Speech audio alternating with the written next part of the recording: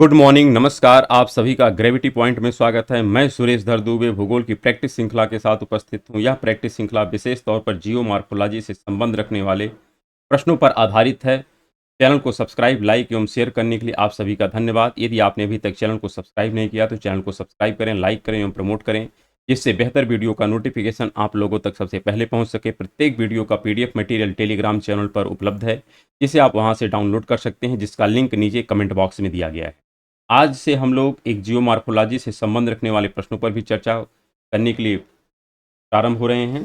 और आज का जो सबसे पहला प्रश्न है, में आप देख सकते हैं, पृथ्वी तल के नीचे पिघली चट्टान को कहते हैं। अर्थात जब आप क्रस्ट से मेंटल और कोर की तरफ जाते हैं क्रम से, तो इसमें होता क्या है कि जो भू प्रॉपर्टी है, अर्थात पृथ्वी की जो ऊपरी सतह है, इसके भी दो पार्ट होते हैं, कह सकते हैं अपर क्रस्ट, लोअर क्रस्ट। फिर मेंटल के दो पार्ट होते हैं, अपर मेंटल, लोअर मेंटल। फिर कोर के भी दो पार्ट होते हैं, आउटर कोर, इनर कोर। तो इस आधार पर अगर हम देखें तो क्रस्ट हमारा पूरी तरीके से ठोस है, और क्रस्ट के नीचे जो मेंटल होता है, मेंटल का जो ऊपरी भाग होता है जिसमें दुर्बल मंडल है, वह अर्ध तरल अवस्था में होता है। इस आधार पर हम कह सकते हैं कि जो पिघली चट्टान होती है वह अर्ध तरल चट्टान है, और उसी को हम लोग क्या नाम देते हैं? मैग्मा। क्या नाम देते हैं? मैग्मा। इस पर बृहद चर्चा कालांतर में हम लोग करते रहेंगे। अगला यहाँ पर लिखा गया है प्रश्न, मैग्मा के शीतलन से बनी निम्नलिखित में से क्या कहलाती है? अर्थात मैग्मा के शीतलन से बनी जो चट्टान है, इसको हम क्या कहते हैं? तो इसका तात्पर्य है कि जब मैग्मा ठंडा हो जाता है तो उससे जो चट्टान बनती है वह किस प्रकार की चट्टान है? अर्थात वो तो चट्टान होगी, आग्नेय चट्टान होगी। लेकिन यहाँ पर पूछ रहा है दिए गए विकल्पों में कौन सी आग्नेय चट्टान है। इसका तात्पर्य है कि इसमें जितनी चट्टानें लिखी गई हैं तब किसी और रूप की हैं, सिर्फ एक चट्टान ऐसी है जो आग्नेय चट्टान है। तो आग्नेय चट्टान के रूप में यहाँ पर जो विद्यमान है वो है बसाल्ट। बसाल्ट एक आग्नेय चट्टान है। बाकी अगर हम बात करें स्लेट की, तो स्लेट एक कह सकते हैं कायांतरित चट्टान है या रूपांतरित चट्टान है, जो सैल का रूपांतरण है। उसी प्रकार कांग्लोमरेट, कांग्लोमरेट एक अवसादी चट्टान है। लाइम स्टोन भी एक प्रकार से अवसादी चट्टान है, जिसका रूपांतरित रूप अगर देखेंगे आप तो मिल जाता है संगमरमर। और अगर हम कांग्लोमेरेट का देखें तो कांग्लोमेरेट का भी जब रूपांतरण होता है तो कार्टजाइट क्या होता है? क्वार्टजाइट बनता है। और स्लेट का भी रूपांतरण होता है। सैल का रूपांतरण तो स्लेट है, और स्लेट का भी रूपांतरण होता है जिसका होता है फाइलाइट। तो इन तथ्यों को भी ध्यान रखिएगा। अगला यहाँ पर प्रश्न लिखा है, ग्रेनाइट से निर्मित कायांतरित चट्टान है। अर्थात ग्रेनाइट का जब रूपांतरण होता है तो कौन सी चट्टान बनती है, यह प्रश्न पूछा गया है। तो ग्रेनाइट के रूपांतरण से जो चट्टान बनती है उसका नाम है नीस। क्या नाम है? नीस। ग्रेनाइट का रूपांतरित चट्टान नीस होती है। इसी प्रकार स्लेट जो है, स्लेट भी रूपांतरित चट्टान है। किसकी यह रूपांतरित है? तो सैल, सैल की रूपांतरित स्लेट होती है, और स्लेट की रूपांतरित चट्टान होती है फाइलाइट। इसी प्रकार बेसाल्ट है, बेसाल्ट एक आग्नेय चट्टान है, और इसका भी रूपांतरण होता है। अगर इसके रूपांतरण की हम बात करें तो यहाँ पर आपको मिलता है सिस्ट मिलता है। क्या मिलता है? सिस्ट मिलता है, और एम्फीबोलाइट मिलता है। दो नाम मिलते हैं, एक होता है सिस्ट, एक होता है एम्फीबोलाइट। यह आपको स्पष्ट रखना है। अगर हम अगले प्रश्न पर देखें तो लिखा है, सीसा एवं जस्ता निम्नलिखित में से किस काल की चट्टानों से संबंधित हैं? तो जितने भी धात्विक खनिज होते हैं सब आर्कियन युगीन चट्टान से संबंध रखते हैं, क्योंकि आर्कियन युगीन चट्टान में ही कालक्रम में जब अपरदन और अनाच्छादन हुआ है, उससे जो सेकंड, या हम कह सकते हैं सबसे पहली जो अवसादी संरचना बनी जिसका नाम धारवाड़ है, तो धारवाड़ ही सबसे प्रमुख धात्विक खनिज से संबंध रखने वाले संसाधनों के लिए जानी जाती है। तो यहाँ पर चूंकि विकल्प में हमारे पास धारवाड़ नहीं दिया है, तो उस अवस्था में हम आर्कियन का चयन करेंगे। इसका चयन करेंगे आर्कियन का, क्योंकि आर्कियन का ही अनाच्छादन और अपर्दन हुआ जिससे धारवाड़ संरचना बनी है। बाकी जुरैसिक, कार्बोनिफेरस या क्रेटाइसियस में अन्य काल कार्य हुए हैं, तो इसके विषय में हमारा आगे हम डिस्कस करेंगे। यहाँ पर लिखा है, निम्न में से कौन सी शैलें रवेदार होती हैं? अर्थात किनके क्रिस्टल, रवेदार का मतलब होता है क्रिस्टलीय, कौन सी ऐसी चट्टान है जो क्रिस्टलीय होती है, ऐसा प्रश्न पूछा गया है। तो आग्नेय जो चट्टान होती है, चूंकि यह तरल मैग्मा से बनती है, और यह मैग्मा काफ़ी गर्म होता है और धीरे धीरे ठंडा होता है, तो जो मैग्मा जितने धीरे धीरे ठंडा होता है उससे निर्मित होने वाली चट्टान के क्रिस्टल उतने ही विशाल होते हैं। लेकिन जो कायांतरित होता है, तो कायांतरित में रवेदार हो भी सकते हैं, रवे नहीं भी हो सकते हैं। अवसादी में भी यही स्थिति होती है कि रवे होते ही नहीं हैं। तो जो सर्वाधिक रवे होते हैं और सबसे बड़े जो रवे पाए जाते हैं वो किसमें पाए जाते हैं? आग्नेय चट्टान में पाए जाते हैं। अर्थात हमारा आंसर हो जाएगा ए। अगला यहाँ पर लिखा है, निम्न में से कौन कायांतरित सैल का रूप नहीं है? यहाँ पर बताना है कायांतरित सैल का रूप नहीं है। अर्थात सभी कायांतरित सेल का रूप है, सिर्फ एक ऐसी सेल है जो कायांतरित सेल का रूप नहीं है, उसी के विषय में हमको बताना है। तो यहाँ पर जैसे संगमरमर है, तो संगमरमर चूना पत्थर का रूपांतरित रूप है। इसी प्रकार जो शिस्ट है, तो शिस्ट अगर आप देखेंगे तो बसाल्ट का रूपांतरित मिलता है। किसका मिलता है? बसाल्ट का रूपांतरित मिलता है। ग्रेफाइट है, ग्रेफाइट आपका कोयले का रूपांतरित है। जब कोयला होता है तो कोयले का रूपांतरण होता है ग्रेफाइट, और फिर ग्रेफाइट का रूपांतरण हो जाता है जो हम लोग हीरा की बात करते हैं। किसकी बात करते हैं? हीरा।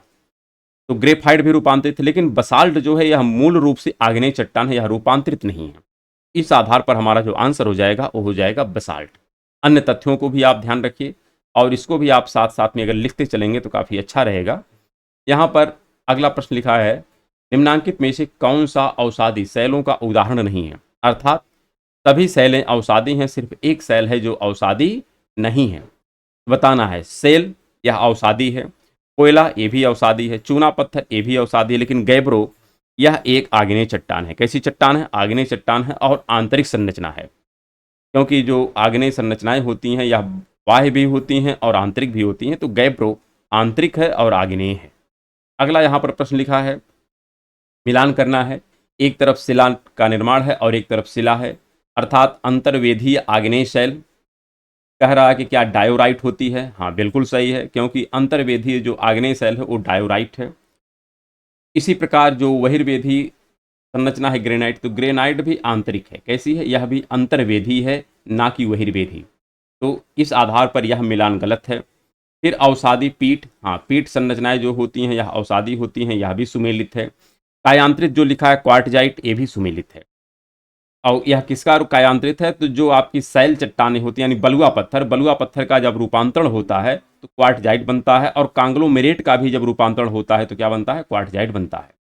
लेकिन ग्रेनाइट आपकी अंतर्वेधी संरचना है। अगर हम अंतर्वेधी और बहिर्वेधी के क्रम में जानने का प्रयास करें तो अंतर्वेधी में आपकी ग्रेनाइट आती है, डायोराइट आती है, पेरिडोटाइट आती है और गैब्रो आती है। बहिर्वेधी जो आग्नेय संरचनाएं होती हैं इसमें आपकी रायोलाइट आती है, एंडेसाइट आती है और बसाल्ट आती है। इन तथ्यों को भी आप स्मरण रखिएगा जिससे आपके प्रश्न बनाने में सुविधा हो। अगला यहाँ पर प्रश्न लिखा है, आग्नेय चट्टान सामान्यतः कठोर, घनी तथा प्रतिरोधी होती है। तो ये बात तो ठीक है कि आग्नेय जो चट्टान है ये सामान्यतः कठोर भी होती है, घनी होती है और प्रतिरोधी होती है, इसमें कोई डाउट नहीं। दूसरा लिखा है, इन चट्टानों में स्तरीकरण नहीं मिलता। ये भी सत्य है, क्योंकि यहाँ पर क्रिस्टल मिलते हैं ना कि अस्तर मिलते हैं। यहाँ पर क्या मिलते हैं? क्रिस्टल मिलते हैं, अस्तर नहीं मिलते हैं। अस्तर तो ज़्यादातर अवसादी संरचनाओं में मिलते हैं। फिर लिखा है तीसरा पॉइंट, इन चट्टानों पर रासायनिक अपक्षय का प्रभाव अधिक होता है। तो ये गलत है, क्योंकि आग्नेय चट्टानें यहीं ऊपर देखिए लिखा है कि काफ़ी कठोर होती हैं, काफ़ी घनी होती हैं और प्रतिरोधी होती हैं। इसका तात्पर्य है इसमें रंध्रावकाश नहीं होते हैं। तो जब रंध्रावकाश नहीं होते हैं तो इसमें रासायनिक अपक्षयन का स्कोप एकदम नगण्य होता है, रासायनिक अपक्षय हो ही नहीं पाता है। लेकिन इसका जो अपक्षयन की क्रिया होती है या भौतिक प्रक्रिया से प्रारंभ होती है। तो भौतिक प्रक्रिया इस पर ज़्यादा एक्टिव होती है, रासायनिक प्रक्रियाएं इस पर कम एक्टिव होती हैं। लेकिन जब एक बार भौतिक अपक्षयन प्रारंभ हो जाता है तो फिर रासायनिक अपक्षयन इस पर कार्य करने लगता है, लेकिन प्रारंभिक में रासायनिक अपक्षयन इस पर कोई प्रभाव नहीं डाल पाता है। इस आधार पर पहला सही है, दूसरा सही है, लेकिन तीसरा गलत है। अर्थात हमारा आंसर जो हो जाएगा वो हो जाएगा सी। अगला प्रश्न लिखा है, क्वार्टजाइट का निर्माण होता है। बताना है क्वार्टजाइट का जो निर्माण होता है या किससे होता है। तो हमने आपसे कई बार डिस्कस किया कि जो बलुआ पत्थर होता है, बलुआ पत्थर के रूपांतरण से ही क्वार्टजाइट बनता है। साथ में कांग्लोमेरेट जो एक अवसादी संरचना है, जो कह सकते हैं पर्वतपदीय क्षेत्रों में कंकड़ पत्थर के इकट्ठा हो जाने से निर्मित होती है, उसका भी रूपांतरित संरचना क्वार्टजाइट ही होता है। तो इसका आंसर तो हो जाएगा ए। तो और जो शेष लिखा है चूना पत्थर के रूपांतरण से, तो चूना पत्थर का जब रूपांतरण होता है तो वहाँ पर संगमरमर बनता है, और जब ग्रेनाइट का रूपांतरण होता है तो निष्ठ बनता है। इस आधार पर हमारा अगला प्रश्न आप देख सकते हैं, निम्नलिखित में से कौन सी चट्टान जैविक चट्टानों के अंतर्गत आती है। अर्थात इसमें से एक ऐसी चट्टान है जो जैविक है, बाकी सब जैविक नहीं है। जैसे क्वार्टजाइट, तो क्वार्टजाइट एक बलुआ पत्थर का रूपांतरित रूप है, इसमें उतने अवसाद हैं नहीं। क्योंकि जब भी कोई संरचना अगर रूपांतरित होती है और उसमें थोड़े बहुत अगर मान लेते हैं जीवाश्म हैं भी, तो हाई टेम्परेचर और प्रेशर पर चूंकि संरचनाएं रूपांतरित होती हैं, इसलिए उसके जो जीवावशेष रहते हैं वो सब समाप्त हो जाते हैं। तो क्वार्टजाइट एक रूपांतरित संरचना है, इसलिए इसमें जीवावशेष पाए ही नहीं जाते हैं। इसी प्रकार संगमरमर भी एक रूपांतरित संरचना है जो चूना पत्थर से बनी है। चूना पत्थर में जीवावशेष तो हैं, लेकिन जब इसी का रूप बदलता है हाई टेम्परेचर और प्रेशर पर और संगमरमर पर बनता है तो उसमें जीवावशेष के लक्षण समाप्त हो जाते हैं। लेकिन जो कोयला है यह पूरी तरीके से अभी जैविक संरचना है। क्यों? क्योंकि अभी इसका रूपांतरण नहीं हुआ, लेकिन जैसे ही इसका रूपांतरण हम मान सकते हैं ग्रेफाइट में होता है या हीरे में होता है तो उसमें से भी जैविक जो मटेरियल है वो समाप्त हो जाता है। लेकिन कोयले में अभी भी क्या है, जैविक संरचनाएं पाई जाती हैं। लेकिन जो ग्रेनाइट है, ग्रेनाइट पूरी तरीके से आग्नेय संरचना है और आग्नेय में वैसे ही किसी भी प्रकार के जीवावशेष नहीं पाए जाते हैं। अगला यहाँ पर प्रश्न लिखा है, निम्नलिखित में से कौन सी स्थिति खनिज तेल की उपलब्धि की संभावना व्यक्त करती है, अर्थात कौन सी दशा खनिज तेलों की उपलब्धि के लिए सबसे आदर्श मानी जाती है। तो यह सबसे अच्छी वो होती है कि ऐसी संरचना जो छिद्रयुक्त परतदार हो, मतलब अवसादी संरचना हो लेकिन छिद्रयुक्त हो, साथ में इसका जो स्ट्रक्चर हो वह उत्तल स्थिति में हो। कैसा हो? उत्तल स्थिति में हो, और यह कठोर चट्टानों के मध्य में ट्रैप हो। तो यह जो स्ट्रक्चर होता है यह खनिज तेलों के लिए काफी बेहतर माना जाता है, अर्थात हमारा आंसर हो जाएगा बी। अगला प्रश्न है, निम्न में से कौन एक भिन्न है? तो इसका तात्पर्य है कि तीन एक समान है और एक इसमें से अलग है। Sulphur, gypsum, graphite, chromite. तो यहाँ पर क्रोमाइट जो है यह धात्विक खनिज है, बाकी जो है सब अधात्विक हैं। बाकी सब अधात्विक हैं, सिर्फ क्रोमाइट धात्विक है। इस आधार पर हमारा जो आंसर हो जाएगा वो हो जाएगा डी। अगला प्रश्न लिखा है, निम्न कथनों में से कौन एक असत्य है? अर्थात सभी सत्य हैं, सिर्फ एक असत्य है। जो असत्य है उसी का हमको चयन करना है और बताना है कौन सा इसमें से असत्य है। यहां पर जो लिखा है पैग्माटाइट एक अवसादी सेल है, तो पैग्माटाइट एक अवसादी नहीं है, बल्कि पैग्माटाइट क्या है, एक आग्नेय संरचना है। कौन सी संरचना है? आग्नेय है। इस आधार पर यह हमारा सही नहीं है और यही हमको बताना है कौन सा असत्य है। यही असत्य है, बाकी सब सत्य है। बाकी सब क्या है? सत्य है। अगला प्रश्न लिखा है, अब तक मिलने वाला सबसे बड़ा है जो हीरा है ये कहां से प्राप्त हुआ है? तो दक्षिण अफ्रीका से प्राप्त हुआ है, जिसका नाम है क्यूलिनान। क्या नाम है? क्यूलिनान। तो क्यूलिनान जो है अभी तक का ज्ञात सबसे बड़ा हीरा है जो दक्षिण अफ्रीका से प्राप्त हुआ है। अगला प्रश्न लिखा है, आग्नेय चट्टान का निर्माण पिघले हुए मैग्मा के ठंडा होने, जमने एवं रवे बनने की प्रक्रिया के फलस्वरूप हुआ है। ये बात तो ठीक है, इसमें किसी प्रकार का कोई डाउट नहीं है, क्योंकि जो आग्नेय चट्टानें होती हैं यह मैग्मा के ठंडा होने से, जमने से एवं रवे बनने की प्रक्रिया के फलस्वरूप हुआ है। तो यह तथ्य सही है। साथ में ये लिखा है कि आग्नेय चट्टानों में अवसादी चट्टानों की तरह परतें नहीं होती हैं, परंतु पेड़ पौधे एवं जीवों के जीवाश्म पाए जाते हैं। तो ये गलत है, इसमें जीवाश्म पाए ही नहीं जाते हैं, क्योंकि इतने हाई टेम्परेचर पर यहाँ पर मैग्मा रहता है कि यदि उसमें जीवावशेष रहते भी हैं तो वो सब समाप्त हो जाते हैं, क्योंकि हाई टेम्परेचर पर कोई जीव बचता ही नहीं या जीवांश बचते ही नहीं है। तो यह पूरी तरीके से गलत है। तीसरा लिखा है, सभी आग्नेय चट्टानें प्रारंभिक भूवैज्ञानिक इतिहास में निर्मित हुई हैं एवं वर्तमान में आग्नेय चट्टानों के निर्माण की प्रक्रियाएं बंद हो गई हैं। ये भी पूरी तरीके से गलत है, क्योंकि जो भूगर्भिक गतिविधियां हैं या प्लेट टेक्टोनिक की गतिविधियां हैं यह अनादिकाल से, जब से पृथ्वी की उत्पत्ति हुई है तब से चल रही है, और जब तक पृथ्वी रहेगी तब तक यह चलती रहेगी। इस आधार पर हम कह सकते हैं केवल हमारा पहला सही है, बाकी दो गलत हैं, अर्थात आंसर हमारा हो जाएगा ए। अगला यहां पर प्रश्न लिखा है, निम्नलिखित में कौन चट्टान पारगम्य है? अर्थात यहां पर तीन चट्टानें ऐसी हैं जो अपारगम्य है, सिर्फ एक चट्टान है जो पारगम्य है, जैसे स्लेट।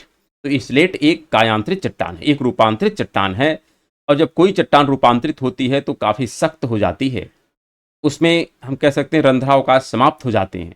यह पारगम्य हो ही नहीं सकती, ये भी पारगम्य नहीं है।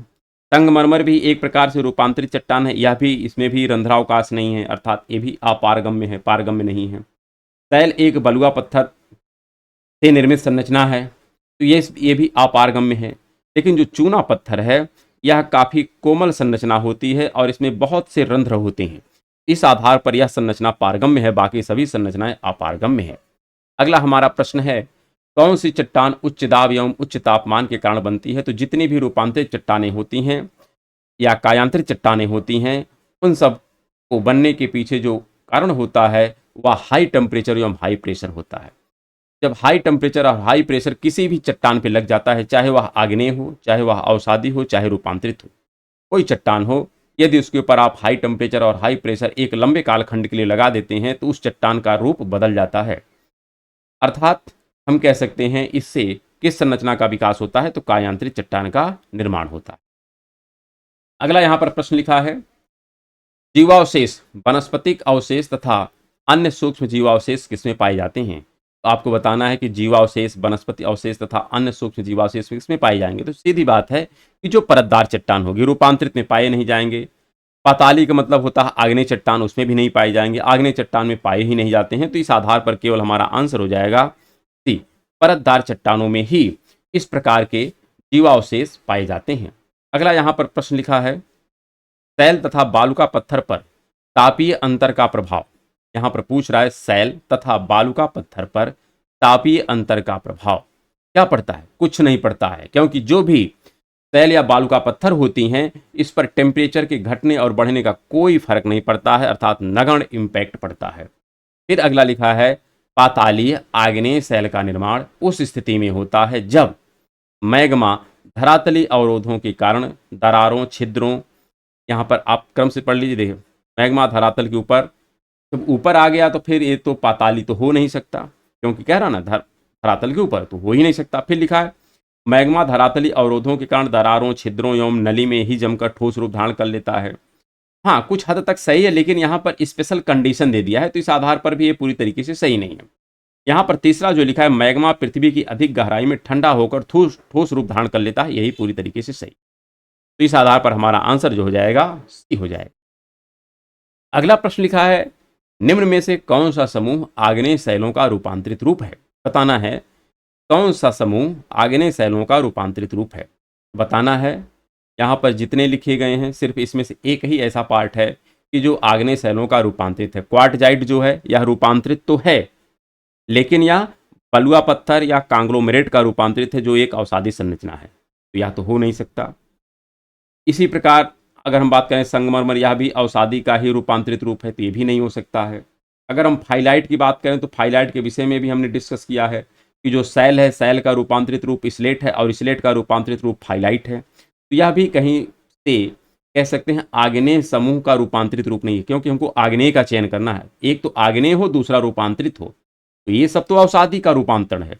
फिर लिखा है सेल, स्लेट, चूना पत्थर, तो ये भी अवसादी और रूपांतरित हैं, तो ये भी हमारा गलत हो जाएगा। लेकिन जो लिखा है सर्पेंटाइन, नीस और सिस्ट, ये सब ध्यान रखिएगा कि आग्नेय का रूपांतरित रूप है। अगर हम सर्पेंटाइन की बात करें, जो गैब्रो संरचना है, गैब्रो का रूपांतरित रूप होता है सर्पेंटाइन।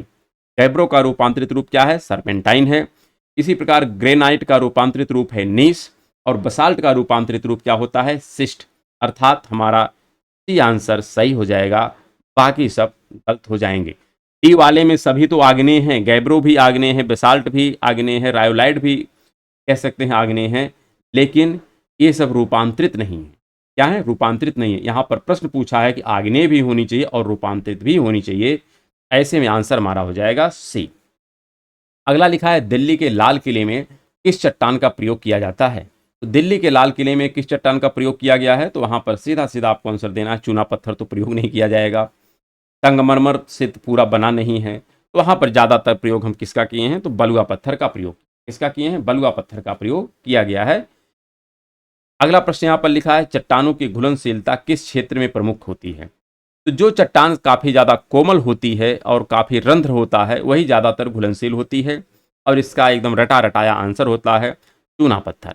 जो कास्ट हमारा क्षेत्र होता है, कास्ट क्षेत्र में ही चूना चट्टानें पाई जाती हैं जो ज्यादातर घुलनशील होती हैं, और इसलिए यहाँ पर बहुत प्रकार की कह सकते हैं अंतर्वाही नदियां पाई जाती हैं। अगला यहाँ पर प्रश्न है, निम्नलिखित में कौन सी शैल भूपटल की प्राचीनतम शैल है?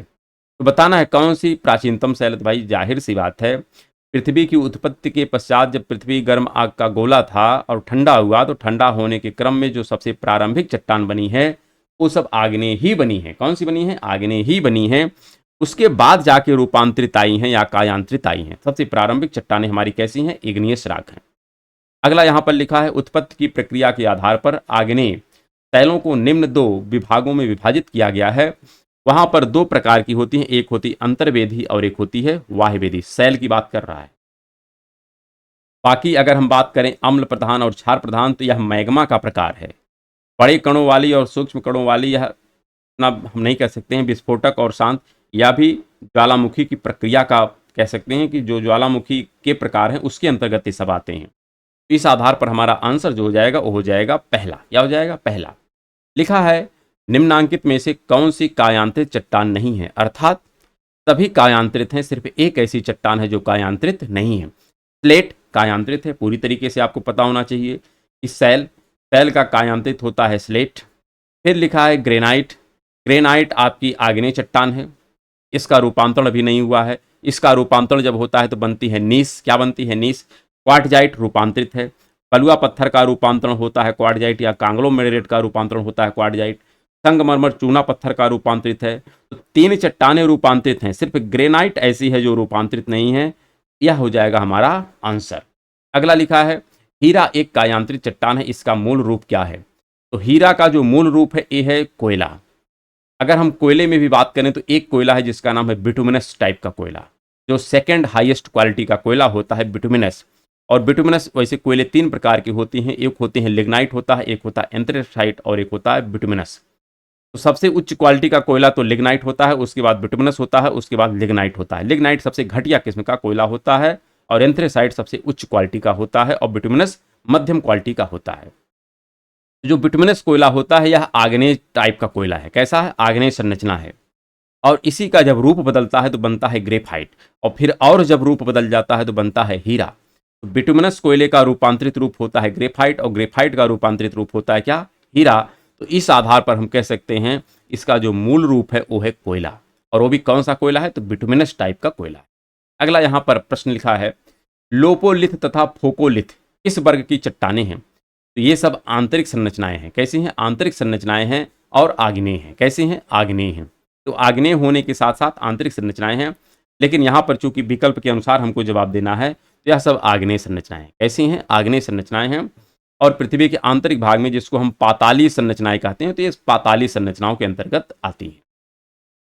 अगला यहाँ पर लिखा है भूस्खलन से संबंधित, अर्थात हमको बताना है कौन सा ऐसा है कि जो भूस्खलन से संबंध रखता है। अर्थात यहाँ पर एक ही ऐसा तथ्य है कि जो भूस्खलन से संबंध रखता है, और वो है यहाँ पर बी।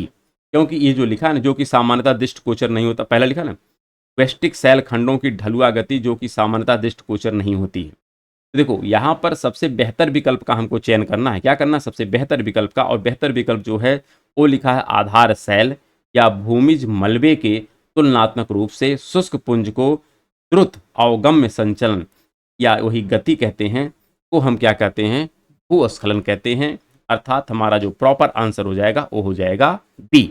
अगला यहाँ पर प्रश्न लिखा है निम्नलिखित में से कौन सी प्रक्रिया कार्बन के अवसादी कार्बन भंडार से निर्मुक्ति में सहायक नहीं है? अर्थात यहाँ पर 3 कारण है जिससे कह सकते हैं कार्बन भंडार में कमी आती है, लेकिन एक ऐसा कारण जिसके कार्बन भंडार में कोई कमी नहीं आती है। तो जैसे जीवाश्म ईंधन का दहन। अब जब आप जीवाश्म ईंधन का दहन कर देते हैं तो स्वाभाविक तौर पर कार्बन का उसमें से निर्मुक्त हो जाता है, कार्बन उसमें से इमिट होता है। इसी प्रकार अगर हम बात करें सैल संस्तरों का बलन, तो सैल संस्तरों के बलन से किसी भी प्रकार से कार्बन के कह सकते हैं परसेंटेज में कोई डिफरेंस नहीं आता है, वो एज इट इज रहता है, केवल रूप बदल जाता है। जबकि सैलों का अपर्दन, तो सैलों का जब अपर्दन होता है तो उससे भी कार्बन के भंडार में कमी या वृद्धि होती है। इससे भी हम कह सकते हैं कार्बन में कमी आती है, इससे भी कार्बन में कमी आती है। और ज्वालामुखीयता से भी कार्बन भंडार में निर्मुक्ति होती है। लेकिन सैल संस्तरों का जब बलन होता है तो इससे कार्बन भंडार से निर्मुक्ति में किसी भी प्रकार की कोई सहायता नहीं मिलती है। अर्थात हमारा आंसर हो जाएगा बी। अगला यहाँ पर प्रश्न लिखा है टार्स की उत्पत्ति किस चट्टान में बहुतायत होती है? तो जो आग्नेय चट्टानें होती हैं इसी से बनती है कालक्रम में आपकी टार्स संरचनाएं। अगर हम टार्स के विषय में ज़्यादा कॉन्सेप्ट क्लियर करने का प्रयास करें तो मान लेते हैं कि कोई अवसादी संरचना है और अवसादी संरचना के मध्य में कोई आग्नेय की प्रक्रिया हो गई और यहाँ पर आकर के कोई संरचना ऐसे बन गई, और कालक्रम में ये जो अवसादी संरचनाएं हैं इनका अपर्दन हो गया, ये सब यहाँ से कट फट के हट गई। जब ये सब कट फट के हट जाती हैं, यह जो संरचना आपको एक मिलती है गोले टीले जैसी संरचना, यही जब रिक्त स्थान पर नजर आएगी तो यही आपकी बनती है टार्स। क्या बनती है? टार्स। तो टार्स एक प्रकार से आग्नेय संरचना है। कैसी संरचना है? आग्नेय संरचना। अगला प्रश्न यहाँ पर लिखा है ज्वालामुखी से निर्मित लहरदार आकृति को कहते हैं। तो जो लहरदार आकृति होती है उसको तो कहते हैं फोकोलिथ। क्या कहते हैं? फोकोलिथ। बाकी शेष के विषय में भी थोड़ी जानकारी आपको हम यहाँ प्रदान कर देते हैं।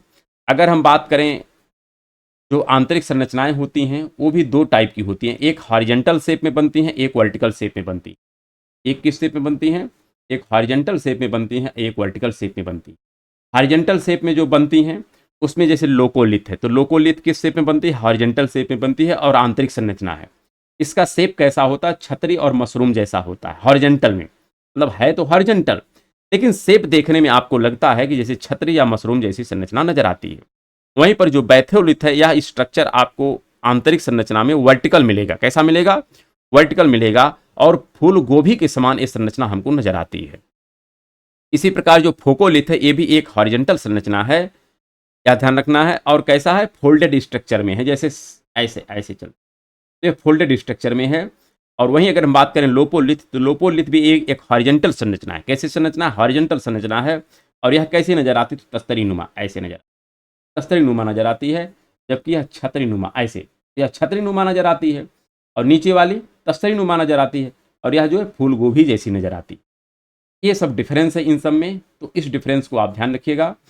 फूल गोभी मतलब ऐसे, या इस जैसा नजर, और यह छतरी जैसा, यह तस्तरी जैसा है। ठीक है, अगले प्रश्न पर चलते हैं। अगला प्रश्न यहाँ पर लिखा है, निम्नलिखित कथनों पर विचार कीजिए और नीचे दिए गए कोड का उपयोग करके सही उत्तर का चयन कीजिए। तो यहाँ पर हमको बताना है कौन सा उत्तर सही है। क्या लिखा है? पहला पॉइंट, रूपांतरित चट्टानें कठोर या नरम हो सकती हैं। ये बात ठीक है, इसमें कोई डाउट नहीं है। अगर मान लेते हैं आग्नेय का रूपांतरण हुआ तो कठोर हो जाएगा, और अवसादी का रूपांतरण हुआ तो तुलनात्मक तौर पर नरम हो जाएगी, इसमें कोई डाउट नहीं है। तो यह कठोर भी हो सकती है और नरम भी हो सकती है। फिर लिखा है, रूपांतरित चट्टानें जीवाश्म नहीं होता है, अर्थात रूपांतरित चट्टानों में जीवाश्म नहीं पाए जाते। ये सही है, क्योंकि रूपांतरित चट्टान का तात्पर्य ही होता है हाई टेम्परेचर और प्रेशर पर किसी भी चट्टान का रूप बदलता है। तो अगर मान लेते हैं कि उसमें अवसा मतलब जीवाश्म था भी, लेकिन जब उसके ऊपर हाई टेम्परेचर और प्रेशर लगता है तो जो जीवाश्म थे वो समाप्त हो जाते हैं। तो इसका तात्पर्य रूपांतरित चट्टान में जीवाश्म नहीं पाए जाते हैं। फिर लिखा है, रूपांतरित चट्टानों की खनिज संरचना बदल जाती है। ये भी बात ठीक है, क्योंकि जब चट्टान का स्ट्रक्चर, जब टेम्परेचर और प्रेशर लगता है तो उसका स्ट्रक्चर और नेचर सब कुछ बदल जाता है। तो हम कह सकते हैं उसकी खनिज संरचना भी बदल जाती है, अर्थात ये भी सही है।